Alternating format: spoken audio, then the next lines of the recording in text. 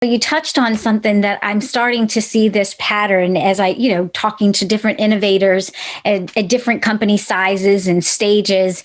And it seems as though, which is not really surprising, but I just didn't put it together, is that for the innovators that are leading a mental or behavioral health company, you all have a tendency to have just some different habits around technology, around rest, around boundaries between work and personal. I was speaking to someone the other day, and hers was a mental health company, and she literally talked about turning her phone off on Friday and not turning it back on until Monday morning.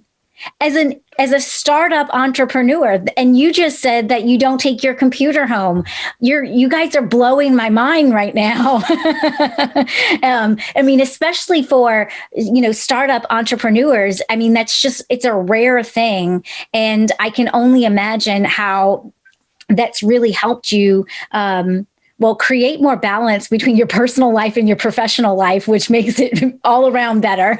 And then just also recharging and refreshing. And I don't think that's something we really talk about enough in this entrepreneurial or commercialization journey, the importance of making sure that you, as the managing partner, don't burn out. Yeah, I mean, I wish I could say that I'm perfect when it comes to habits around self-care. But, it's an important aspect. I think, more and more people are learning about the fact that, look, if I run, this is a marathon, that's a cheesy analogy, but yeah, it's vitally important. I am also probably a believer that, part of what we're seeing from a mental health perspective in the US might be related to this thing that's in my hand.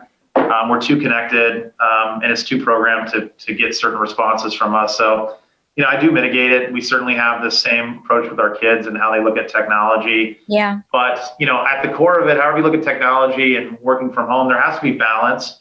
Yeah. And you have to commit every day to doing something for yourself. And that could be meditation, that could be exercise, that could be whatever it is that's important to you. But it is key to keeping you healthy and happy. And, for us as entrepreneurs, it's hard. I mean, everybody knows this journey. It's hard. And if you don't take some time to reset, then you're going to be in a bad spot down the line. So it's important.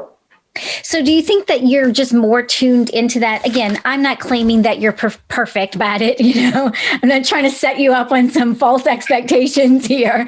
But, do you think that because of the business that you're in, that you're, creating that for yourself and for the culture of your organization, just because you're seeing the impact of not doing some of that?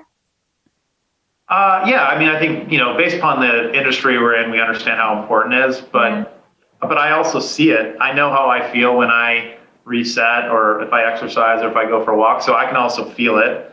But, we're also accountable for it. I mean, we have a leadership bonus, and one of the components to qualify for your bonus is daily self-care. We track it on a habit tracker to keep people accountable. And, it's just a core part of who we are, and we want to encourage it for everybody in our organization.